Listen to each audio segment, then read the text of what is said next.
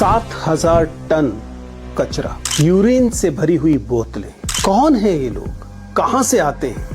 अगर आपके मन में भी कांवड़ यात्रा को लेकर यही सवाल उठते हैं, क्योंकि कांवड़ यात्रा में 7,000 टन कचरा मिला और इस तरह की गंदगी मिली, तो सवाल पूछिए कि लोग कौन हैं? ये कौन लोग हैं जो इस धार्मिक भीड़ का हिस्सा बनते हैं और उसके बाद उनके व्यवहार को सिविक सेंस से कम माना जाता है? इन लोगों को ध्यान से देखिए, ये वे लोग हैं जिन्हें साल भर तक कोई महत्व नहीं मिलता है, जिनके पास पर्याप्त साधन नहीं होते और खास बात जिनके पास कोई पावर या प्रभाव नहीं होता। साल भर इनके पास सुविधाएं नहीं होती, जो आसानी से मिलने वाली चीजें होती हैं वे नहीं होती, और इन 15 दिनों तक या इन कुछ दिनों तक इन लोगों को मिलती है अटेंशन, इन लोगों को मिलती है थोड़ी सी पावर, इतनी पावर कि इस पावर के तहत इनके ऊपर फूल बरसाए जाते हैं, उनके लिए सड़कें खाली कर दी जाती हैं, और अगर कुछ गड़बड़ हो जाए तो इन लोगों की बातों को इतनी गंभीरता से लिया जाता है कि पुलिस वाले तक इनसे डरते हैं। ये वही लोग हैं जो एक कांस्टेबल से डरकर भाग सकते थे, लेकिन यहाँ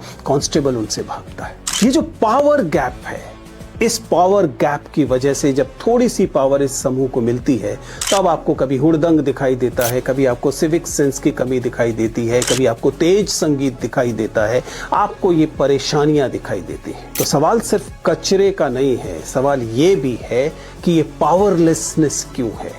और जब ये पावरलेसनेस होती है तो धार्मिक पहचान आपको ताकत दे रही होती है, इसलिए आपके लिए नियम बदल जाते हैं।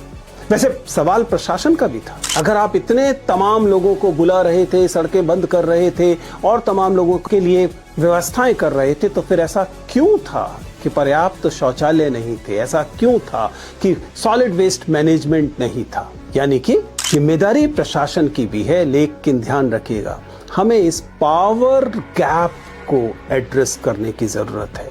केवल कांवड़ियों को विलिफाई कर देना, विलेन बना देना पर्याप्त नहीं।